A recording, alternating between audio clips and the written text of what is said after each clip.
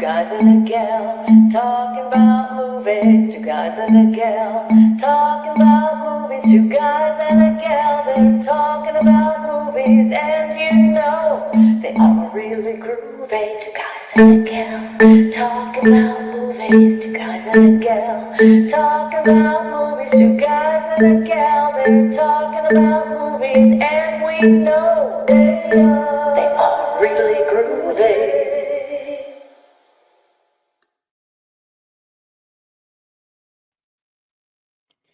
Hello, everyone, and welcome to another episode of Two Guys and a Gal Talking About Movies.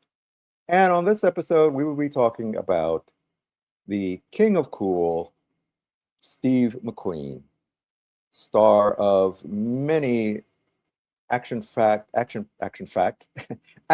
movies and dramas and all sorts of things. So, here's a little bio on Mr. McQueen. Terrence Stephen McQueen, born in 1930 and unfortunately passed away in 1980. He was an American actor.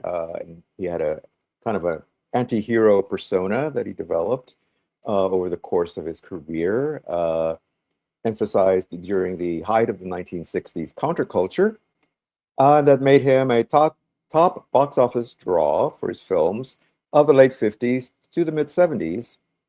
And he was nicknamed the King of Cool, and he used the alias Harvey Mushman when he was participating in motor races. He was an avid fan of driving, of racing. He even made a movie about it. He was a rebellious youth. His father abandoned the family when he was young, and his mother remarried. His stepfather thought he was a bit of a handful, so he wound up in a boys' school. And then, at the age of 17, with permission from his mother, he joined the Marines. But his rebellious nature, he had some problems in the Marines as well, and he said he kept getting busted down to private almost like 7 or 8 times. But he finally settled down. He finally got into the program, even saved the lives of some Marines. It was during an Arctic exercise. He was assigned to a tank unit, and his tank was damaged, like, caught fire or something, and he rescued the rest of the crew. So he earned his hero image legitimately. And then in 1952, he got the GI Bill, and he decided to go to acting school in New York. And after that, he started getting some small roles in plays and, of course, on television in the 1950s. And eventually got his own show, Wanted Dead or Alive, which was actually kind of a spin-off on a show that Robert Culp had done earlier called Trackdown. And then, of course, he started moving into movies. He was in a movie with Frank Sinatra, I think maybe his first movie, and that got him the role in The Magnificent Seven with Yul Brynner and uh, uh, Robert Vaughn and just a host of other great actors. Charles Bronson.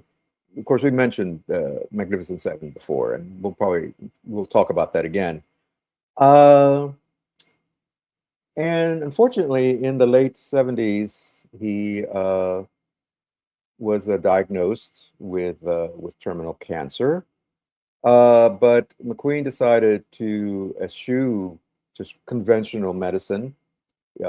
He flew to Mexico for an operation to remove some tumors, and doctors told him, "Look, the cancer is inoperable. It's terminal. There's no actual cure for it."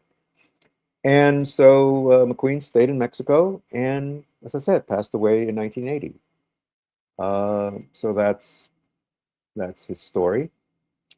And so now to get into the films and the career of Steve McQueen, let's bring up my two lovely co-hosts, the man of 1,001 voices, Rory Penland, and A the lovely lady. co-host.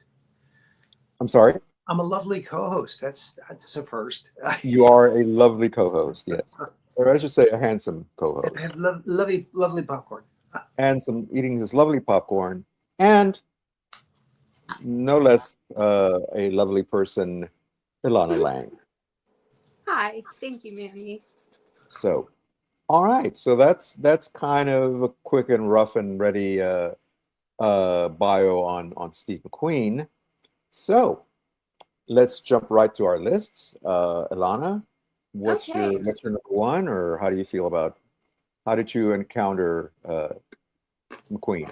So I was actually really scared because I don't generally like westerns, and I like some action movies, but I wasn't entirely into that, so I was hesitant. But I actually found some really fun movies, and unfortunately, I didn't get to watch as many as I wanted to. Like, one notable one that I unfortunately didn't get to see yet is The Great Escape. So I intend to see that. As always, I look for, movies that are more unique or underrated by somebody so that I can offer kind of a different perspective. And I had fun. I found some interesting movies. Good, good. My number one, I don't know. I feel like this is the obvious number one that out of the ones I saw, because this was just an incredible movie, but a difficult one to watch, was Papillon from 1973. Oh Okay. my goodness. It was extremely hard to watch. Just for some background, Indeed. it's a prison escape movie loosely based on a true story. Right. Henry Charrier in 1930s, and it is said that the inhumanity shown in the Guyana prison camp was accurate. One of the things I liked about this movie, besides his incredible performance, which, I mean, again, it's a hard watch, and it's long, but it is just so incredible. I mean, his acting is, I was thoroughly just taken aback, and I was not expecting that. So that was one of the first ones I guess I watched, because I asked one of my friends, like, who is actually very much into film, I'm nervous, which one should I do? And he suggested this one, and yeah, wow, this was a great and difficult way to start.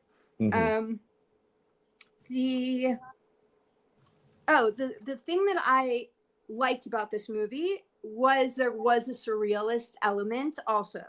And that came in the form of dreams and some visions. And he plays a prisoner, again, it's a prison escape movie, and he spends an enormous amount of time in solitary confinement.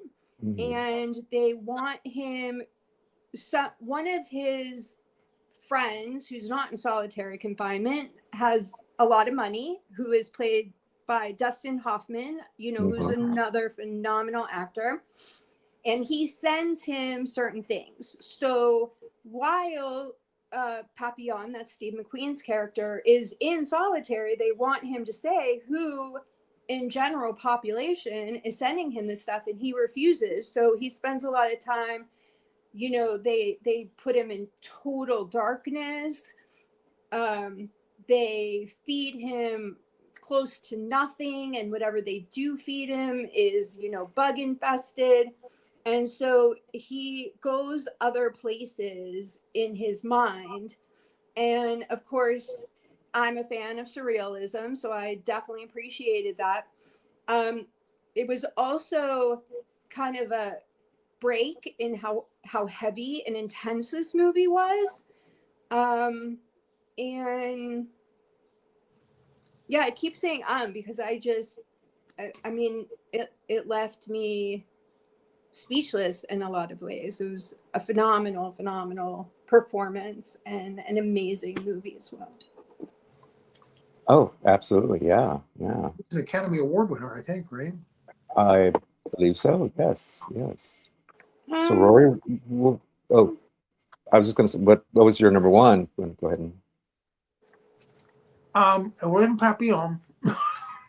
Because like you said, it's a tough watch. That's kind of depressing. It's on my honorable mention list, but The Magnificent Seven. It doesn't get any better than The Magnificent Seven in my mind. Just such a cool movie. He recalls having to steal scenes. I mean, he was in there with a bunch of great actors: James Coburn, Charles Bronson, Yul Brynner. So it was hard for him to steal moments in the film, but he manages to do it. There's a scene where they're crossing a river, and Yul Brynner, I think, takes his hat off, and he's got the chrome dome. There's no way you're looking away from that. And so McQueen dipped his hat down into the river and dumped it on his head, and completely took the scene away from everybody else. Just a wonderful movie, a great Western. Again, when you think Westerns, you don't think Robert Vaughn. And again, they kind of will play on that, in the fact that he's a gunfighter, but he's kind of lost his nerve. And there's just so much going on in the film. James Coburn has never been cooler than he is in that movie. Charles Bronson, again, made him a star, basically. He was, in House of Wax before that, and playing villains and stuff. So again, it made him a cool icon, for the masses in the 60s and the 70s. Yeah, Magnificent Seven, just wonderful music, wonderful cinematography. Eli Wallach, a great villain in it. And again, it's based on the Seven Samurai, a Japanese film. And it's a Western. and it works. It really works. So Yeah, cool. Well, it's on my list as well. So, and yeah, we'll talk about that. My number one is Bullet. It's a terrific just cop drama. Has just a legendary car chase scene, maybe one of the first, and it's awesome. It's not as long as I remembered it, but it's just terrific. And McQueen plays Frank Bullet. What a great name. The usual sort of tough as nails San Francisco detective who is assigned to basically babysit this mobster who's about to testify. He's turning rat. He's going to rat out his boss, played by Vic Taybeck. And he's reunited with his Magnificent Seven co-star Robert Vaughn, who plays a senator in this one. And it's just a terrific little action movie, and probably one of the best ones that he did, and just a great example of those rough and tumble 70s cop action dramas of the period. And I really enjoyed this movie. So, and quite frankly, besides Magnificent Seven, is one of the first movies I'd ever think about, or I think of when I think of Steve McQueen. Are there better movies? Probably, but just as a personal favorite, it was Bullet. So that's my number one. Elana, what's your number two? So my number two is one that I was really surprised to find. Love with a Proper Stranger from 1963. He plays opposite Natalie Wood, who I love Natalie Wood. I was not expecting him to do, you know, a lovely, charming, falling in love movie. And it was definitely, it was probably the movie that I enjoyed the most. It really changed my perspective, you know, because my expectations were not that I would find a movie like this. Natalie Wood and Steve McQueen play two people who had a one-night stand, and Natalie Wood gets pregnant, and you know, months later she tells him, and he actually, you know, is very chauvinistic, and he's like, well, I guess I have to marry you. And you know, being Natalie Wood, she's like, get the hell out of here. And so I love, you know, I love her personality. I love her character. She is one of the most beautiful people in the world. I mean, she was, you know, it's very unfortunate that she died at a young age, and we'll just leave that at that. Yeah. There actually, just real quick, there is a documentary about what happened to Natalie Wood that I definitely recommend. And the movie, you know, she's trying to do what's right, and she's going to marry, oh my goodness, she's going to marry the guy who plays the dad from Happy Days. And so that was so fun. Tom Bosley. What's his name? Yeah, Tom Bosley. Tom Bosley. Oh, right. He was also in Charlie's Angels. So right. It was really no. to see I used to make that mistake too. Bosley was the name of the character. Angels, and I can't remember the actor's name. He does kind of look like the guy, but they do kind of look alike. And yeah. Okay, yeah. And ultimately, you know, he's completely charmed by her. He loves her feistiness, and for me, I always like seeing, you know, men who are chauvinists fall in love with feisty women, because that's like the story of my life. And it's just so, I mean, I could really, if that movie was on, I'd say that's one of the few Steve McQueen movies that if I were flipping through, I don't know, we don't flip through channels anymore, but you know, in the olden days when we used to flip through channels, like if that movie's on, I'm gonna watch it.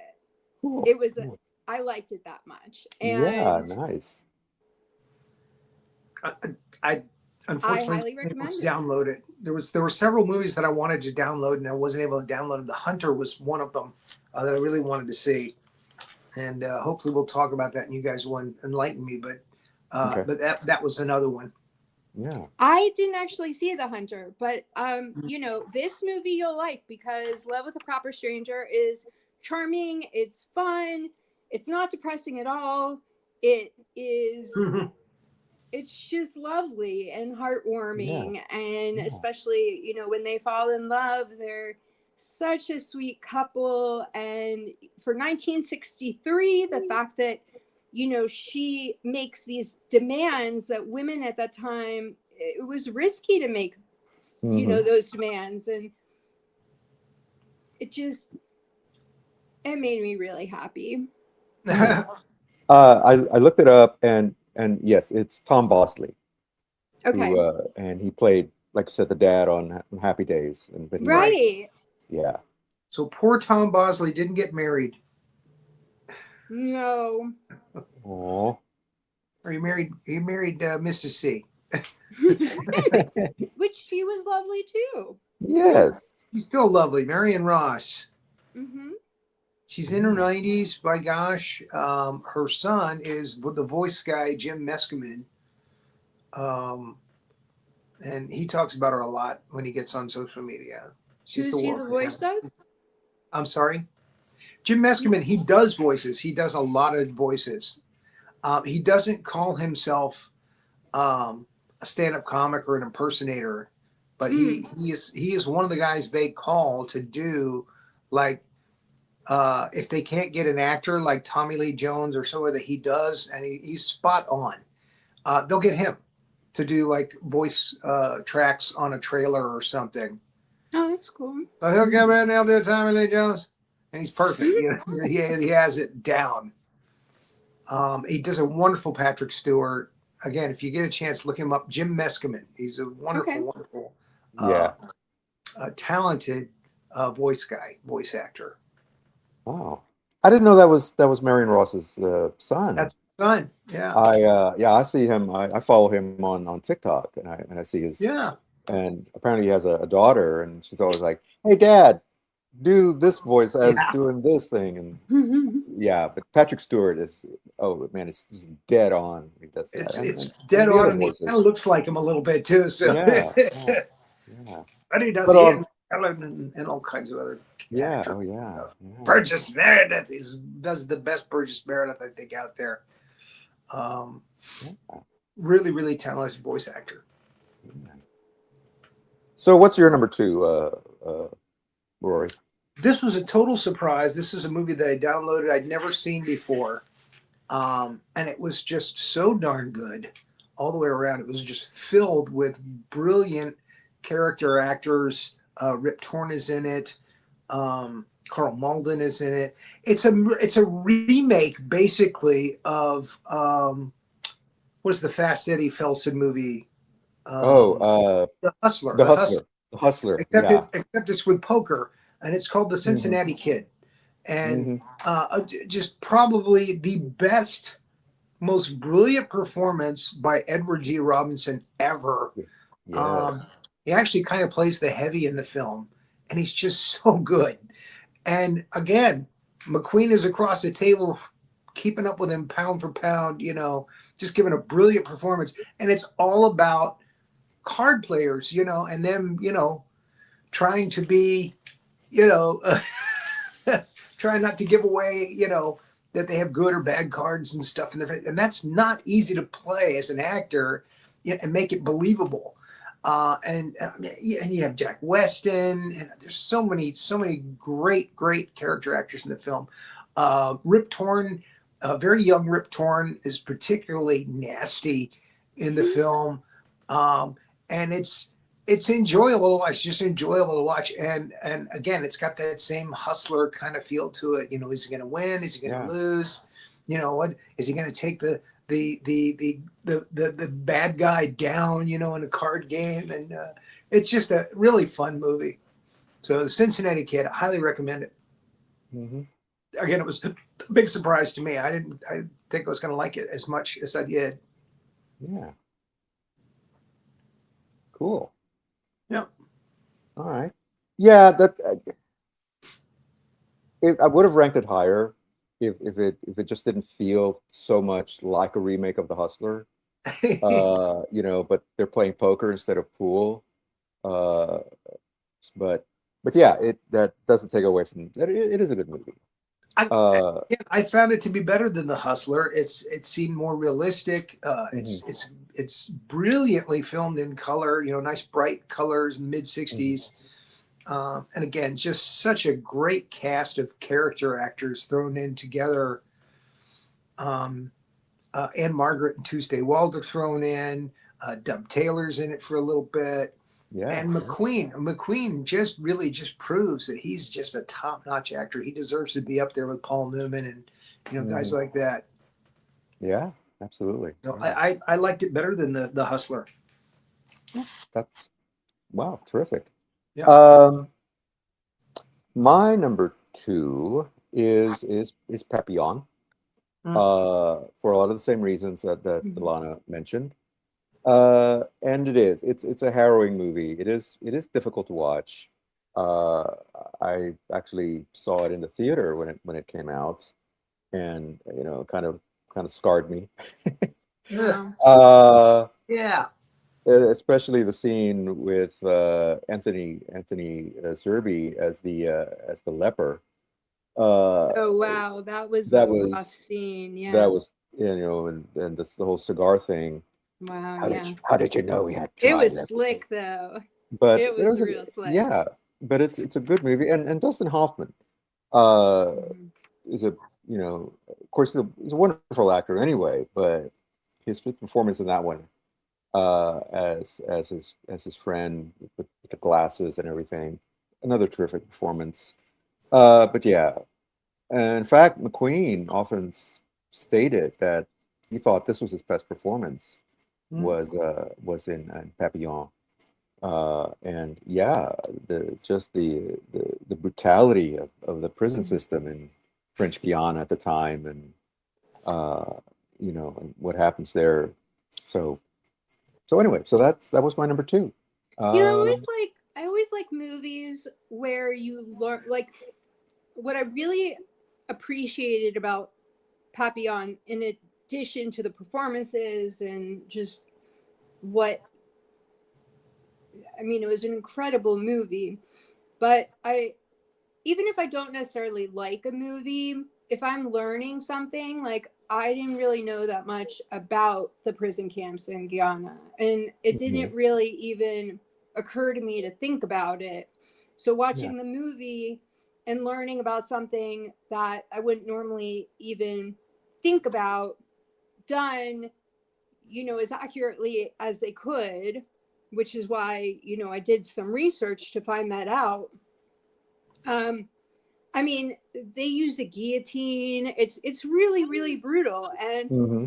so you are sitting there during the movie like, is this real? Is this really what these people want? I mean, it was just they just pound pound pound. I mean, there is no relief. There is no. I mean, that's also one of the reasons why I was speechless, is Hmm. because I didn't. And then I kept thinking, like, what year is this? And it's like 1930 something. It just seemed Hmm. like it was so, the brutality level was so almost archaic or Hmm. biblical. Yeah. And who directed it? I don't know if I have that information. Uh, No, I don't. Not sure. It was very very, I'm a director person, because that's, when I was a theater major, that's what I was most interested in. And it was also just amazingly directed Hmm. and What's directed? exciting. So exciting. I mean, it was just, you're going all over the place too with him. I Yeah. guess that was something I really loved, was that I didn't want to watch his movies. I mean, I'm just going to be honest about that. And I'm watching this, and I was just so enthralled in everything. Hmm. Yeah. It was directed by Franklin Schaffner. Okay, that's not who I thought it was. I mean, I can't think of anything I've seen by him, but I I think I'll have to look him up, because yeah, it was He amazingly directed, directed. well, he also directed Patton, Boys from Brazil, Planet of the Apes, Oh, Nicholas and I saw Planet of the Alexandra, Apes. and Planet of the Apes. yeah, the original, and Hmm. I'm sure plenty of other movies. Yeah, Uh, Be just careful what you amazing. wish for, Taylor. You just might find it. exactly. And that Yeah. leper scene, Yeah. oh my goodness, it was so grotesque and so hard to watch, but at the Hmm. same time, Steve McQueen is so slick and so charming. It's just, it's almost like you don't want to watch it. You want to shut it off because the way that I was saying the Guyana prison system was just pounding, like that's how the movie is. Mm-hmm. But then you don't want to shut it off at the same time. Normally I watch like 10 minutes and then a couple movies and then I start one of them. And then I go to the half hour mark and then, I'll bounce around. So this movie from, the first minute is just, I was glued to the screen. I was not expecting that. It's really hard to watch, but it is so worth it. Yeah. All right. Well, moving on. So what's your number 3? What's your third film? My third one, I think for me personally, because I was so surprised to enjoy his movies in a way that I didn't think that I would. I really appreciated all of the different genres all the different types of movies that he did. Mm-hmm. I was expecting lots of Westerns and The Towering Inferno and something else. And I was really taken by surprise. So I am not a monster person. I feel like humans are monstrous enough. So I'm a true crime person. Yeah. But I have to say that for the first time I watched The Blob, and it was so funny and so dated in a way, but also like it almost took me back in time. So it was dated, but not in a way that I was like, oh my God, this is stupid, but in a way that like there's a strawberry blob of jelly that is eating people. And I'm watching and my eyes are glued to the screen. Mm-hmm. And you got to realize that at the time it came out, it was a really slick horror film, in full color, which they usually didn't do movies at that time in full color that were like drive-in fare. And again, you throw him in there and he's again so believable and this so ridiculous. I jumped. Yeah. I am a huge horror movie fan, right? Like mostly psychological movies, not monster movies. Mm-hmm. And I'm watching, like I'm laughing because, oh my God, this blob is ridiculous. It seriously looks like somebody just took like a giant amount of strawberry jam and put it on their plate and kind of just like made it, jiggled it around. Yeah. Like right, like holding the plate and just like I don't know what the effects were, but maybe they did that. But I bought into this movie so much. I kept jumping. I was like, oh my God, don't. And then the blob gets the dog, and I was like near tears. Yeah. I was not expecting to buy into it like that, and I think that because I did, and because the first time I jumped, I was like, wow, this is something that is really an experience. That's why I try to get out of movies. I want an experience, and this was. I would never have guessed it, but this was an experience. Yeah, I think it was all shot tongue in cheek, and I think they all knew that what they were doing when they were making it. And there's one scene where the blob is coming out of the movie theater. It's coming out the front door of the movie theater, and it separates between two doors, and it looks like a giant red scrotum when he comes out of the theater. Again, like when I grew up going to the drive-in, and actually Pittsburgh has 2 drive-ins. So even when I, being an adult, like I haven't gone in a while because of my condition, but up until I got sick, I mean, my husband and I went to the drive-in. Like for me, that was I had been going to drive-ins literally before I was born.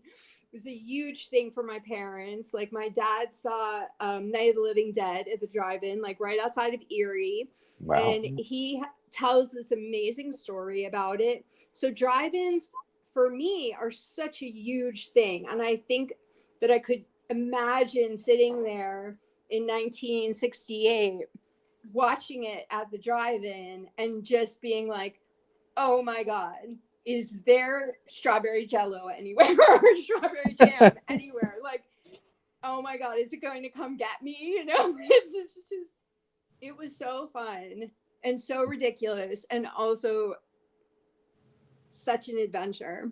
What I don't think people realize too is that the creature, when it comes out of the meteor, is clear. It's a clear gelatin-like creature. It isn't until it starts eating people. Oh, right, from the that blood. It turns kind of red in color. Yes. That's funny. Yeah. Yeah. I didn't realize that. And actually the beginning, I love the beginning too. It was just right from the beginning. It just got me. I really loved it. I I'm shocked, but I highly recommend The Blob. I think everybody should watch it. It's a fun movie. The remake is brutal. The remake is with the updated special effects. Oh my gosh! I'm sure because I mean these special effects. Again, this movie's it's like a B movie. It's ridiculous. It's a drive-in movie, right? When you go to the drive-in, you're like, I'll just see whatever because we're at the drive-in. Like I've seen the worst movies in the world at the drive-in, but loved it because of the experience. And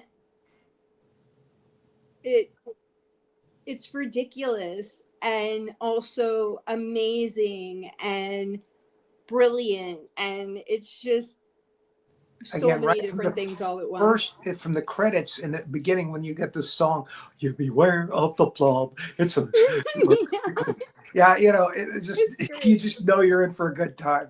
Right. It was wonderful. Yeah. So Rory, what's your number 3? My number 3 is The Great Escape. Another great piece with filled with wonderful acting. Again, Steve McQueen takes over and helms, becomes the star. You've got James Garner there. You've got Richard Attenborough. You got Charles Bronson, Donald Pleasance, James Coburn. Just so many people. David McCallum. An ensemble was the word I was looking for earlier. It's a great ensemble cast. And like war, things happen that you don't expect, that are not good. And again, McQueen just gives another, Mr. Cool Guy, wonderful performance. And, the whole thing with the baseball. Don't give too much away because it's a great movie. My husband has a really difficult time sitting through movies unless they're documentaries. And I told him that I wanted to watch this movie and he's like, I'm on board, which is shocking. So I know that at some point I'm going to watch it. And actually you were talking about the Cincinnati Kid before. And that was funny because that was the next one that I had queued up to watch. Yeah. So yeah, surprisingly, I'm going to leave this episode about Steve McQueen with 2 more movies, after not wanting to even watch any. Well, there you go. There's a scene in it that's iconic where he's trying to escape on a motorcycle. And again, at the time, it was cool. Motorcycles were extremely cool at that time. Everybody wanted to be a cool guy on a motorcycle, And I mean, they're still pretty really cool. made it look good. Yeah. But it's got the best American actors, the best British actors all together. And even the small characters in the film are like really good, solid, actors. There's one guy that's in the background of most of the scenes that are in the prison camp. He went on to play the second best James Bond, the second best secret agent in the whole world, Tom Adams. So yeah, just surprisingly good cast, story, and film. And again, it's not all roses, But again, McQueen's movies, there's a good dose of depression. there's a lot of bad endings, and you're just like, oh man, I didn't think it was going to end that way. You know. Mhm. So, but it's really a good movie, really solid Yeah. war movie. Good. Yeah. Well, it's interesting because my number three, I kind of cheated. Huh? It's Magnificent Seven and The Great Escape. Ah, And I only put them together because they are such great ensemble pieces.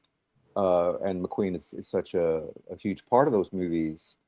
And yeah, Yul Brynner apparently hated Steve McQueen for stealing his limelight, and he complained to the director. He kept complaining to John Sturges, who directed the movie. He's like, he's stealing all of my scenes.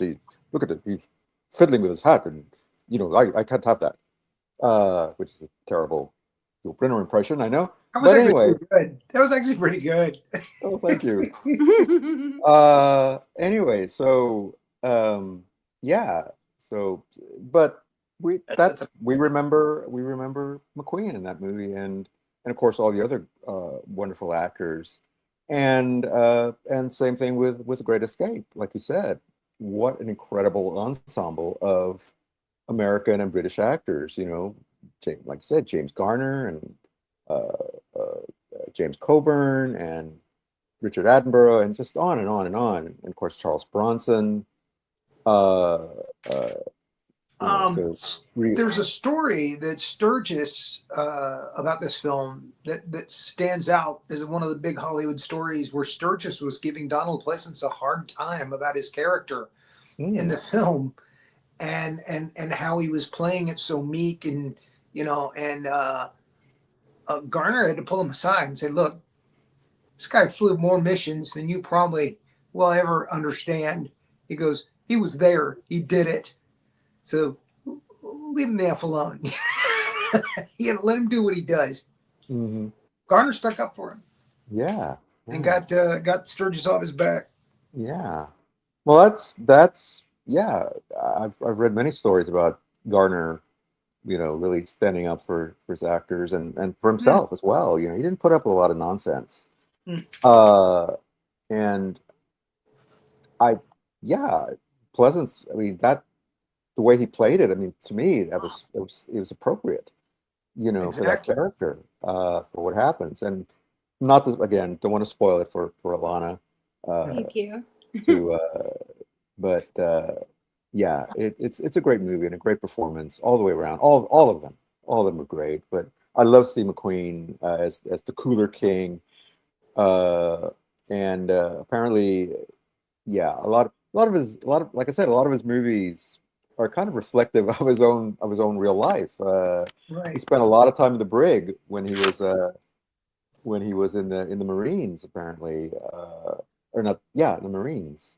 He went AWOL at one point, and they had to drag him back, and he spent like 40 days in the brig over it, and that kind of straightened him out. That's what straightened him out. But so we had experience in being locked up like that. All right. So Alana, what's your number four? Okay, so my number 4 is the Thomas Crown Affair. Okay. I saw the remake with Pierce Brosnan when that came out in the theater, and I did not actually know that it was, well, I think I knew it was a remake, but I wasn't aware of the original one. So Mhm. it was very interesting to watch the original. Um, I I just he was I'm sorry, Steve McQueen was very slick in this movie, very charming. Faye Dunaway's in this movie. I love the banter between the two of them. It is a like a bank robbery movie, and Steve Mhm. McQueen is in charge of orchestrating it. He's also from a wealthy family and has all this access. And Faye Dunaway plays this insurance investigator who is torn between her love for him and her job. And once again, you know, we have a very strong, powerful woman. I have watched a number of Faye Dunaway movies through this show, through doing this show, and, you know, I'm becoming a fan of hers. And Faye Dunaway and Steve McQueen, I love the chemistry between the two of them. I don't want to give the ending away because I feel like this movie is, you know, it has all these different elements to it. It's thrilling and it's, you know, romantic, and you know, at the end it's just a very interesting movie, also kind of what it has to say. And he's in it the whole time, and he, you know, I'm a big fan of Pierce Brosnan. I've always liked him. I mean, I was I think a teenager when he was, you know, at his career height. And I actually think I liked Steve McQueen in that role better. So that was, you know, kind of a shocker for me. It was definitely better. Yeah. The It remake was a very fun movie. The remake wasn't near as good. Yeah, I agree. Yeah. I really appreciated having seen that, the remake, you know, when it came out, having seen the original now. And right, I actually do like the original better. Yeah. Should have left well enough alone. Yeah. Oh, yeah. And that movie is from 1968. Mm-hmm. Yeah. Yeah. Oh, cool. So Rory, what's your number 4? Bullet. You know, just brutal cop movie. This actually, like you said, started a wave of cop movies. It came out, you know, with Dirty Harry and others. It was 68, I think it was. And in the early 70s, everybody was doing a cop movie. Because it was like, oh, okay, this is great. This is where we need to go. You know, this started the French Connection, you know, this, that, and the other.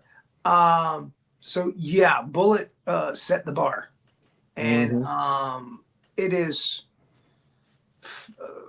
brutal. Simon Oakland is in several of his movies, and he's in it. He does a great. He's one of the most underrated, great character actors of all time. If you don't know who Simon Oakland is, he played the boss on the TV show, The Night Stalker. The Night Stalker, Kolchak the Night Stalker. He played Vincenzo, but he also played in Hitchcock's Psycho. He's the analyst at the end that explains everything in the film. At the end of the movie, he's got a humongous monologue that he does at the end of the film where he explains Norman Bates and how he becomes his mother, and it's just he has you know right there riveted listening to him about this whole thing, you know, about how this all happened, how it all came to be, and that takes a really good actor. So Simon Oakland is really a very, very underrated, great character actor who deserves the nod. And I'll give him another nod in just a few minutes when we talk about another movie that he was with, Steve McQueen, where he stood out. But yeah, Bullet. And again, I don't want to give away too much, but Robert Vaughn probably played this. This actually set Robert Vaughn up to play villains for a while, because he, even though he's not supposed to be the villain in this, he turns out to be really nasty, as the senator, as you said, and very good. He played it very well, and yeah, McQueen is at the top of his game, and that car chase. I don't think anybody's topped that car chase since that day. They tried their best in To Live and Die in L.A., but still didn't get you on the edge of your seat the way Bullet's car chase scene did. Yeah. And like you said, it's a lot shorter than you remember, but that's the reason for that, because I think some great, shocking, brutally bloody moments in it. People getting killed. The one at the end with the airport is pretty brutal. not just because of the blood and the killing, but because of all the reactions from the people at the airport that witnessed it. That it just kind of traumatized, and that just really catches the whole feeling of the thing. And yeah, really good movie, really well directed, really well acted, good story. Yeah. And again, it's not the happiest ending in the world, but there it is. Yeah. Yeah. Cool. Awesome. All right. Well, my number 4 is The Getaway I with love that movie. yeah. McQueen plays a convict who cozies up to this very, very corrupt sheriff. Or yeah, and he wants him to help him with one last job, and of course with the help of his of his girlfriend played by Ali McGraw. But of course, as things happen in the movies, things go sideways, and he winds up getting chased. And so there's this long chase sequence of him trying to get away. Hence the title of the movie. And the funny thing is that I sometimes confuse this movie with another movie, The Sugarland Express, with Goldie Hawn, which was directed by Steven Spielberg. I think in fact it was his first movie, because they both have kind of very similar themes. But I rewatched this one. I'm like, oh yeah, this is totally different from Sugarland Express. But it's a good movie. Queen, uh, one of his more, even though he plays what should be a villain role, again, just his natural charm and natural just coolness comes out. Ali McGraw is wonderful in this movie as well. I don't think she's ever been better than in that movie. She is really good in that movie. Yeah, Really good. I love the chemistry between the two of them. yeah, and John, and Ben Johnson. I couldn't remember his name. Ben Johnson plays the corrupt sheriff, and again, another wonderful, wonderful actor as well. So yeah, it's a chase movie. It's an action movie. It's a bit of it's a heist movie as well. A little bit of everything. But yeah, McGraw, Steve McQueen, and Ben Johnson, and Slim Pickens, and Slim Pickens. Yeah.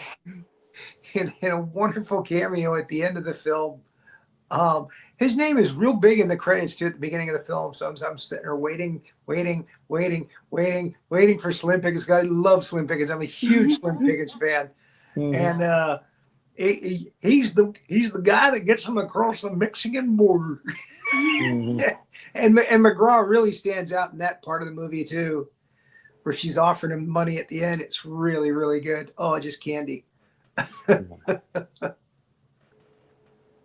Yeah. Yeah.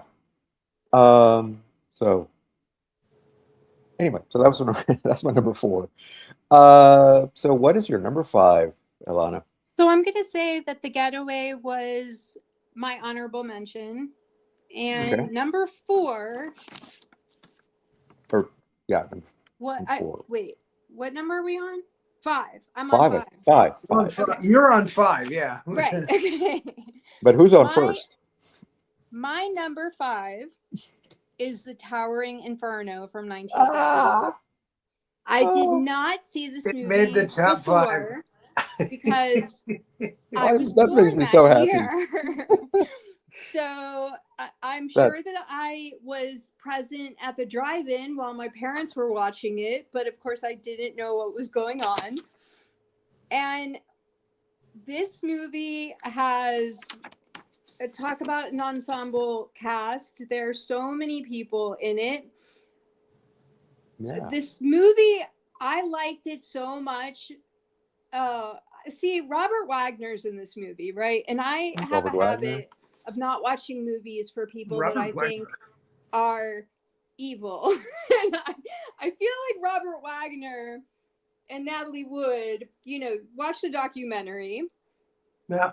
But I did not shut this movie off, because this movie I was hooked into. So I'll be honest with you. Of all the Irwin Allen disaster films, I think that one's the most fun. So in the so that's what I actually want to talk about. In the 1970s, because I remember this, having gone to the drive-in and seeing a ton of disaster movies. In the 1970s, there were a ton of disaster movies. Yeah. So while I'm watching this movie, I am actually split in two. Part of me is able to watch it because I watched many disaster movies during the 70s. And so I know what it would have been like to have watched this as a disaster movie. And, you know, it's a campy roller coaster. O.J. Simpson is in this. Like, everybody comes out of the woodwork and has a part in this movie. Yeah. And so part of me is watching it because it's crazy and fun. And the other part of me is, you know, survived 9/11. And the interesting thing to me about this movie is that prior to 9/11, it was campy and fun. And honestly, if you weren't actually there during, I mean, I was in New York City, like I actually was there. And if you weren't, if I had been in Pittsburgh, I would still believe that this movie was campy and fun and all of this. But because I survived 9/11, this movie becomes something different. It's definitely still worth watching, but it becomes a story about surviving a skyscraper that is on fire. And so I'm watching this, right? Half of me is watching this campy, fun movie. Like, the inner child in me is happy. And then part of me is like, just horrified. But at the same time, like at the end, so at the end, it becomes this like moral tale. And the last thing that's said is Steve McQueen is a fire chief and Paul Newman is the architect for the building. And, you know, the building was designed up to code, but it was not made up to code. And the fire department has a horrible time trying to rescue everybody. And actually, there's one horrific scene that, you know, I don't know how I would have felt if it was prior to 9/11. But this woman, there are all these women and kids in a glass elevator, and she slides out to her, like she just falls off of the elevator to her demise. So I mean, there are these really heavy elements, and it's just, if somebody went through 9/11. Well, she does that because she doesn't want her weight to pull everybody down, right? Well, She's sure, but saves herself. The movie is 100% different. She gives her life up for the movie I saw was 100% different than the movie that I would have seen if I would have seen it before. And all of my friends are telling me this movie is very fun, and you know, it's a 70s disaster movie, you remember those, and that what it was is a lesson. You know, the last thing that Steve McQueen says is that this is going to keep happening, right? This is in 1974. 9/11 happened, what, 25 years, 20 some years later. Wait, no, 30 some years later. Yeah. A little less than 30 years later. And so Steve McQueen, as a fire chief, says this is just going to keep happening until people ask us, the fire department, how to prevent this. And Paul Newman looks at him and says, I'm asking. And Steve McQueen says, you know where to find me. And it's just,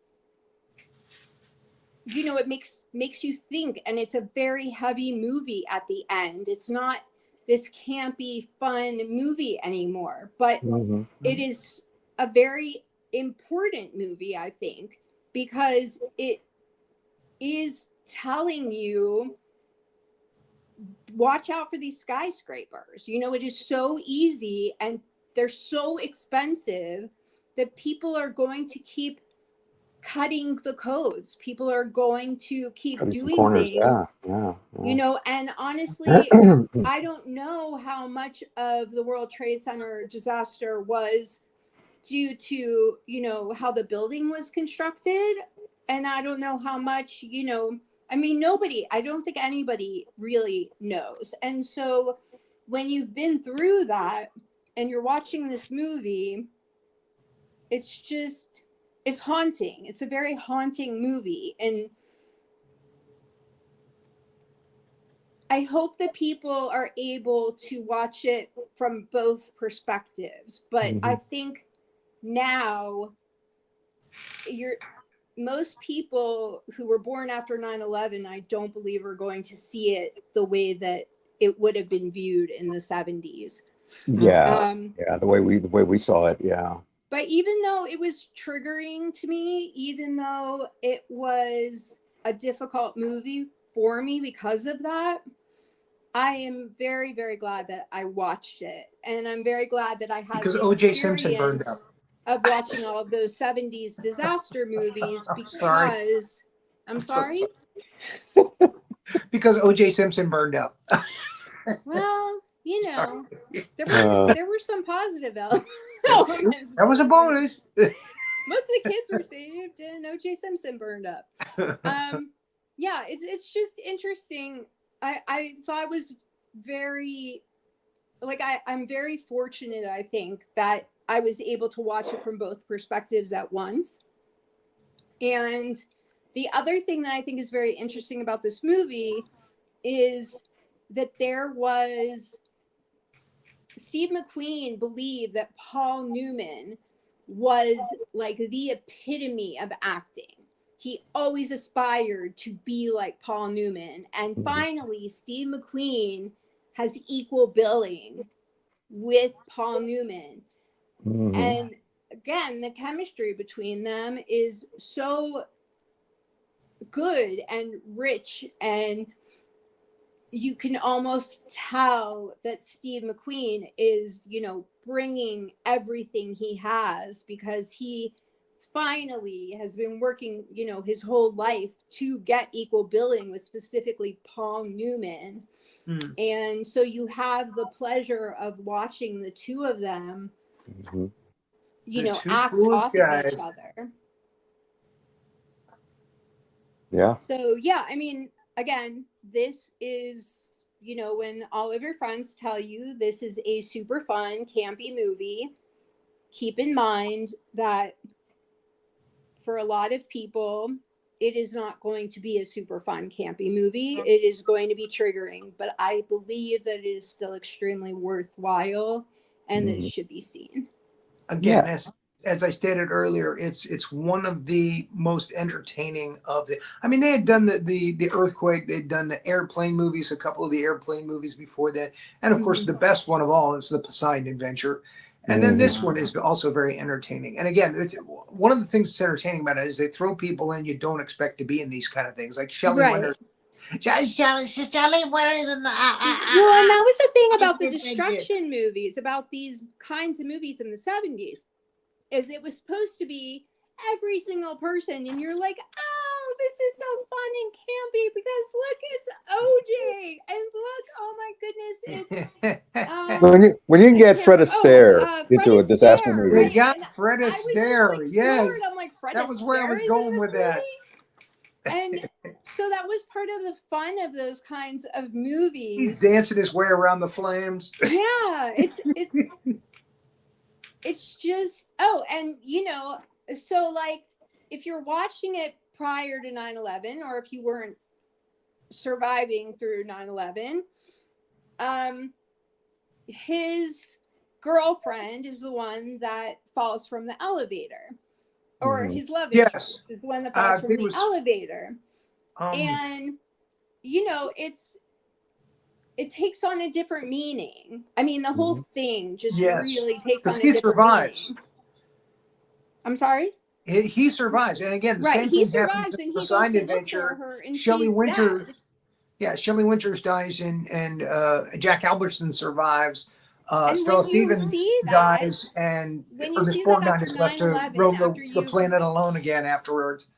after you survive through 9/11 and you see that, you watch it extremely differently than if you would have seen it during the 70s disaster movie.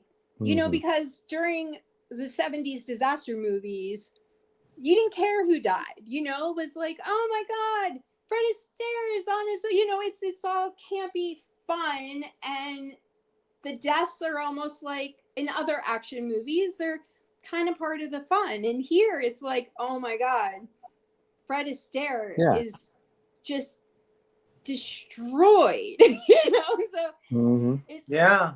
it's he's dazed as he walks out of the building at the end of the film. He's just kind of dazed and lost. You can see it, right? And I think that really, it's amazing to me. I have not seen. I've never rewatched, I guess, like the airplane movies or, you know, other disaster movies. I don't know how those would be for me now, but this was the first 70s disaster movie that I've seen post, you know, 9/11, and it hits a little very different now. important movie, I saw it on TV right after it got on TV. You know how it was in the movie theaters, and then like a year later you can catch it on TV. I remember seeing it as a kid on TV, and the most traumatic scene for me was there's a character actor. We were talking about in one of the other shows the other day, Gregory Sierra.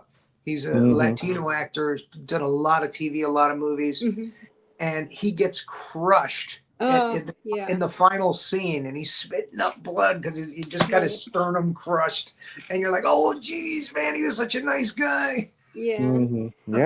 It's like losing Roddy McDowell in the Poseidon Adventure. You're like, oh no, not Akers. Yeah. Don't get connected to or any particular character. Any of the characters. And don't get attached. That's the fun thing about the disaster movies of the 70s is they're like roller coaster rides. So like, you know, the people just dying or whatever is like you're going down the hill and you're like, look at what, you know, all the destruction. This is so I remember, I think it was Airport 77, I think it was, where Christopher Lee is so heroic in the film. You know, this is Dracula, for crying out loud. He's so heroic in the film and he ends up drowning. You know, you end up seeing his floating corpse come up to the camera. Right. And it's, oh no, Dracula died. It's running water. And now it's different. But but again, I mean, I learned something. Glad that I had that experience, and I watched the whole movie, and I didn't, you know, jump around between other movies. So there you go. It was definitely compelling, even though again it was triggering, and it was. For me, you know, my friend who told me which movies to watch, he's like, if you want some campy fun, watch this movie. And I'm like, oh, well, I can see how it was campy fun, you know, back then. And I see how if somebody doesn't have, you know, this trauma from experiencing 9/11, it could still be campy fun. But it's interesting to see that even though it is a traumatic, triggering movie, and it will be for some of us, it's still worthwhile. I think, and the big reason why is because the Twin Towers came down so easily, it seems. Yes. I mean, you know, compared to what, you know, we saw in the Towering Inferno. That was fascinating. The thing just burned and burned and burned and didn't come down, you know, and they were given enough time to, you know, do what they did. They had, like, the fact that Frank Sinatra survived after being in that ballroom is just, like, they had made Fred Astaire. I think she means Fred Astaire. Just Fred Astaire. Just like, I'm sorry, Fred Astaire. They decided to turn on the building's on fire, baby, to put out the fire, and that actually worked. And you know, most people or a lot of people survived. But when you're watching it and you experience 9/11, you're not necessarily like, that's not how life actually goes. The way Yeah. life actually goes is that there's a fire in a high, a skyscraper, and I'm sorry to be this graphic, but there are, you're living in Queens, like I was living in Queens, and you can still smell this pungent destruction smell that I can still smell at times. And that's what real life is. And Yep. so this movie is it's I don't know that I've really ever had that obvious an experience with having gone through something that turned a movie into such a different movie, but still it stands up. I mean, it's still a good movie, and Steve McQueen and Paul Newman are incredible in it. And because I am a 70s baby, I saw Robert Wagner and I saw OJ Simpson, and I was like, oh my god, this is campy fun. Oh Richard shit, this is not really so campy fun. Yeah. Okay, let's They should move. have had a Rat Pack in that film, though. That would have been great. Yeah. Hey, building's on fire, baby. Oh, I can't see the fire over here, man. My eye. Oh, maybe we can just pour a drink on it. Whoa. Oh dear. Well, there you go. So what's your number 5? My number 5 is Thomas Crown Affair. Again, one of the Yeah. wonderful performances by Faye Dunaway. Again, she's one of those actresses that just nails it, just knocks it out of the park every time. Oh yes.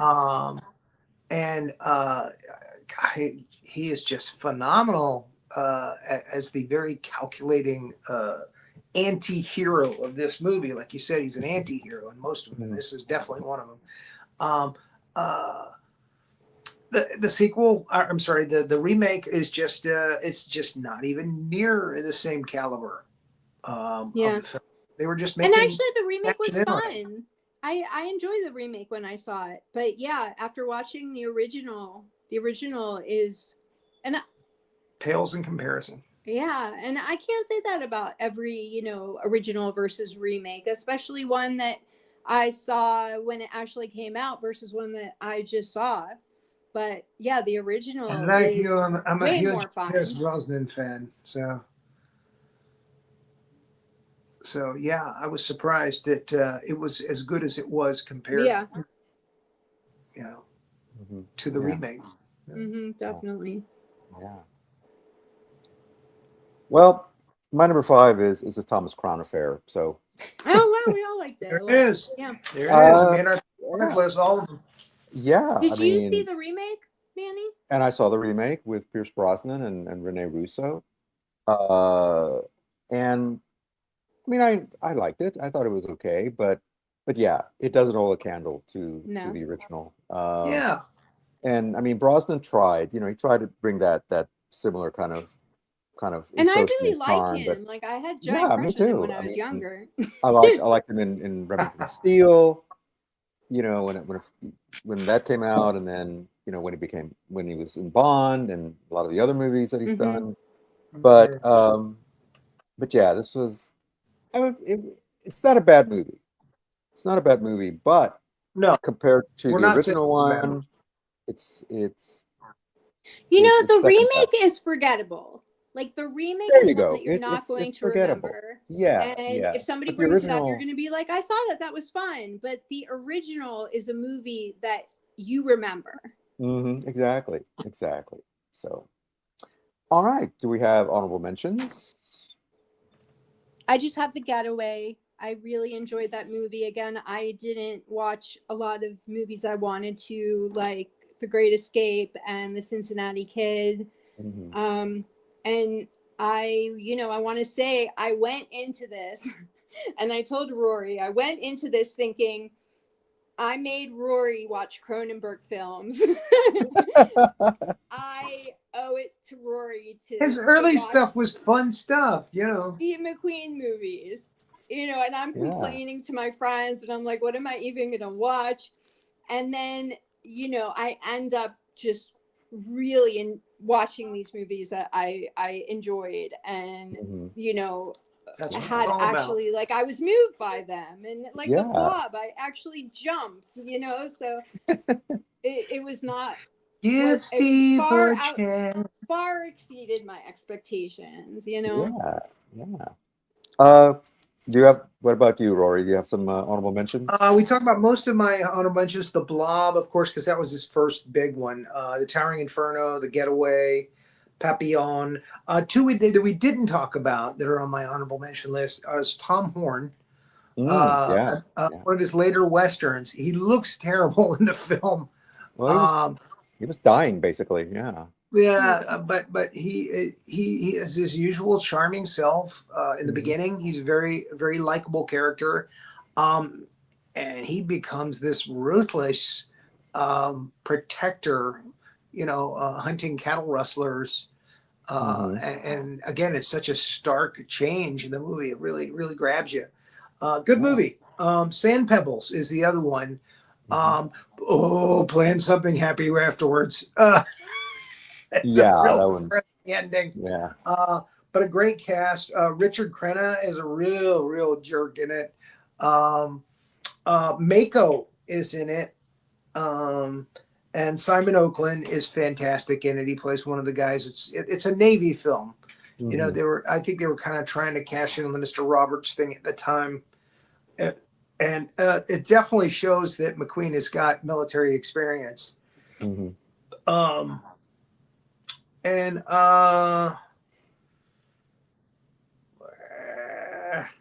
yeah, it's got a downer ending. It's really got a downer ending. So yeah, playing something happy afterwards. Yeah. But Sam Pebble, good film. Yeah. Yeah. So we mentioned most of the ones I have: Sam Pebble, Cincinnati Kid, The Blob. A couple that we haven't mentioned. You touched on it briefly earlier, Rory. The Hunter. The Hunter. Which is he plays a. I heard that was his last film, I think. Officially. I've heard that it's really one of his best. It's a really really good movie. He plays a bounty hunter. It's based on a real person, bounty hunter named Ralph Thorson, who actually cameos in the movie. There's a little scene with him in it. But yeah, it's a good movie. Very action. It's action. It's an action movie. It's a bit of a callback to Bullet. But he's still very good in it, despite the fact that he was dying. Let's not mince words on that.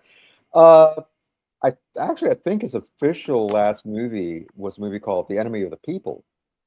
Yes. Based on. I wanted to see that. It's based on an Ibsen play. Based on Ibsen, right? Very big Ibsen fan, but I actually watched a documentary about him, and they were talking about how it really was just not a good movie. Yeah. So I ended up not seeing it. Yeah. And he also did several war movies, even though he kind of came in at the tail end of World War II.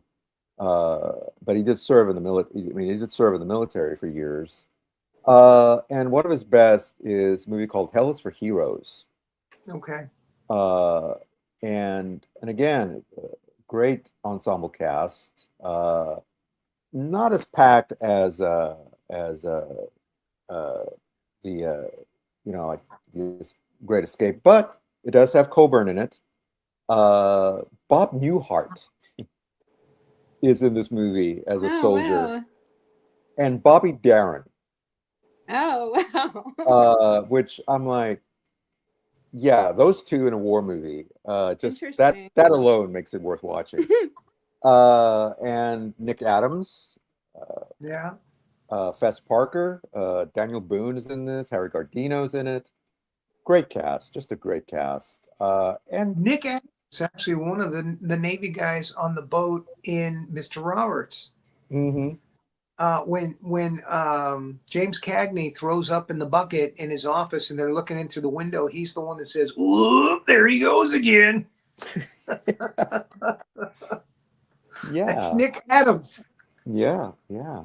So anyway, if you like war movies or just Steve McQueen, or any of those other people, Hell is for Heroes is a good movie. Uh, it's a good, like a little squad movie. It reminds me of the TV show Combat. It's Okay. just this one squad, and they're all out on a mission, and they're trying to take this pillbox. And again, it's one of those where you don't know who's going to get killed.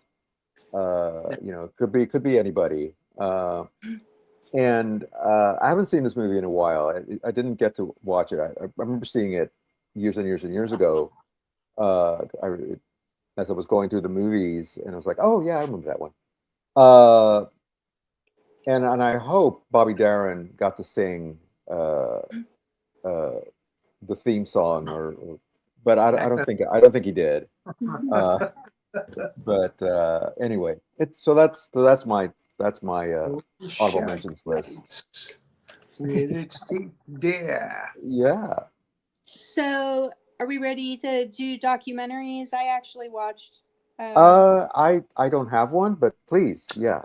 I don't have any either this week. Sorry. Okay, I've been trying. So I've been watching a ton of documentaries. Hmm. But I want to try to keep to the topic. So the documentary that I want to talk about is Steve McQueen, Man on the Edge. It's from 1989. It's available on YouTube. Just Google it. It's right there. It was very interesting. He died at the age of 50 in 1980. Hmm. And that is, from my perspective right now, that's really young. Hmm. Yeah. He lived fast and he died young. But he was a very, very interesting person. And I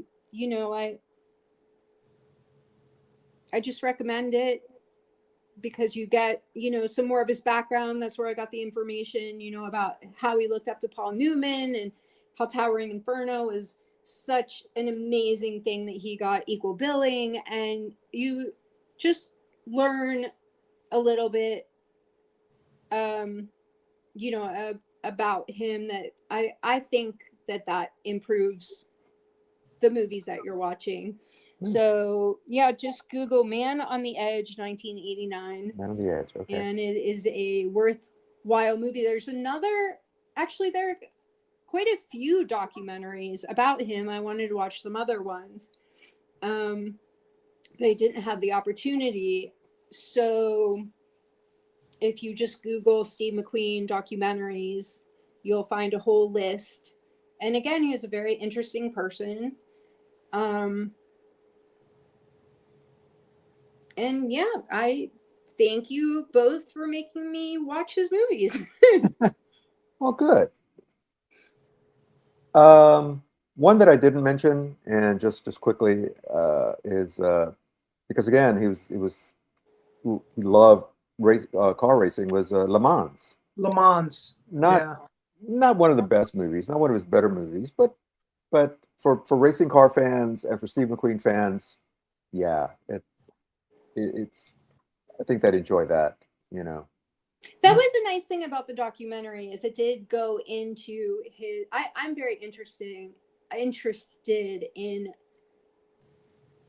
car racing, not as an actual sport, not NASCAR, just the actual. Like, I feel like I would be a really good race car driver. It's sort of like a little daydream of mine. And You have so a need for speed. Right, absolutely. Before things were clocked while you were driving on the road, I definitely had a what is it? A lead foot? But yeah, absolutely. Yeah. I mean, I don't drive right now because of my health. And I would be much more careful now. And of course, they can find you now. Yeah. But back in the olden days where nobody knew what you were doing, I loved driving as fast as I could possibly drive. Like, I am a Mazda person. I've owned, I believe, 3 Mazdas because, you know, they zoom. So I'm sold. Yeah. And it is Doing a little very, Tokyo drift in the parking lot. I can see that. very fun to watch, you know, because he really just loved it so Fast much. and Furious. Yeah. Yeah. I mean, my whole life. Well, I guess pretty much my whole life. I've just, you know, had these random interests that I'm like, wow, I want to do that. And car racing has always been one of them. And you know, he was the same way, and he just savored it so much, and it was very fun to watch that in the documentary. I love how we put our full names out, and Manuel Zamora, who is the other host of the show, the main host of the show, he puts Manny. It's me. It's Manny. It's just me. Hi. That's right. So anyway, yeah, I hadn't, I'm just now noticing that. Oh boy. All right. Next time, interestingly enough, we mentioned her numerous times, and by an odd coincidence, Faye Dunaway is next on my list. Oh, wow. For Nice. next time. Okay. Sounds good. Yeah. So Faye Dunaway. Next time we assemble, like the Avengers, and we'll have fun with her movies. And we've already talked about some of them already, but there's plenty more. There's plenty more to talk about. I've been able to enjoy a number of them, and looking forward more to come. Yeah. All right. Well, that's our show for today, and please like and comment and click the notification bell to whenever we upload more. And also there's plenty of other shows on the network worth watching, like Big Monster Briefing Room and Roland Pruitt's Kaiju Review and No Icing, and of course this show, and all of them are archived on YouTube. So if you've missed an episode, you want to go back and see who else we've talked about, or any of the other shows that I just mentioned, check us out on YouTube at Cosmos Creative TV. So until next time, keep on watching movies, please. Good night. Thank you for watching this episode of Two Guys and a Gal Talking About Movies. Be sure to like and subscribe to our channel, and click the notification bell.